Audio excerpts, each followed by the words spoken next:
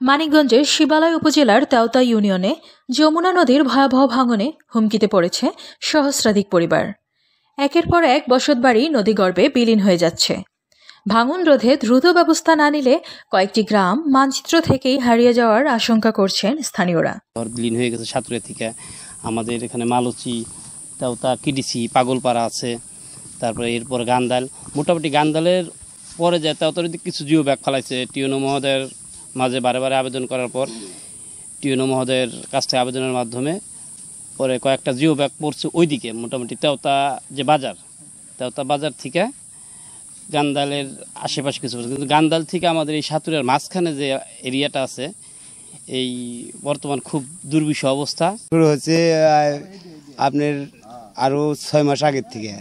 আমরা এসমকা এলাকার যারা ওই যখন বস্তা ফেলালো তাদের কাছে যা বললাম যে আমাকে এলাকার বাড়িঘর ভেঙে যেতেছে, আমাকে বস্তা ফেলান, তারা আমাকে ব্যবস্থা নেয় নাই। আর কিন্তু এখন সে নদীর পাড়ও নদীতে ভাঙতেছে, এখন আমাদের কোনো জায়গায় যাওয়ার কোনো ব্যবস্থা নাই।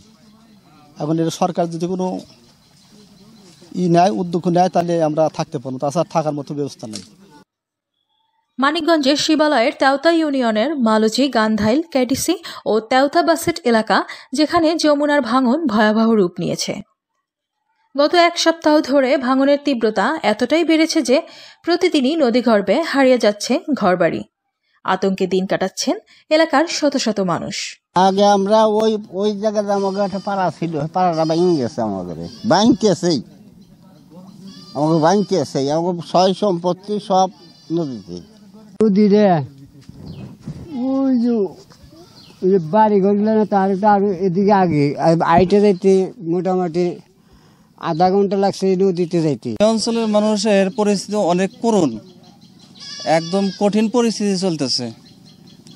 এই জায়গার মানুষ দিন আনে দিন খায়, একেবারে আজকে যদি ইনকাম না করে কালকে খাইতে পারবে না।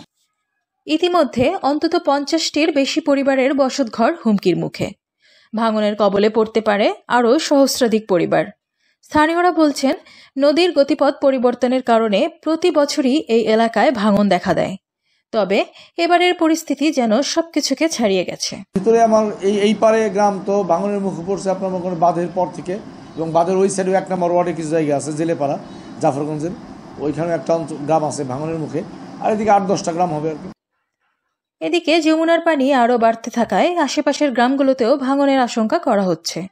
স্থানীয় প্রশাসনের পক্ষ থেকে জানানো হয়েছে দ্রুত প্রয়োজনীয় ব্যবস্থা নেওয়া হবে। আপনারা জানেন তেওতা ইউনিয়নে বিভিন্ন পয়েন্টে কাজ চলমান রয়েছে এবং এই কাজটি পরবর্তীতে স্থায়ী বাঁধে রূপান্তরিত করা হবে। আর বাসেত এবং গান্দাইলে যে ভাঙনটি দেখা দেওয়ার কথা বলছেন, সেখানে আমরা দ্রুত জিও ব্যাগ ফেলার ব্যবস্থা করব। নদী ভাঙনের করাল গ্রাস থেকে তেওতার মানুষকে রক্ষা করতে দ্রুত ব্যবস্থা নেবে সংশ্লিষ্ট প্রশাসন, এমনটাই প্রত্যাশা করছেন ক্ষতিগ্রস্ত এলাকাবাসী।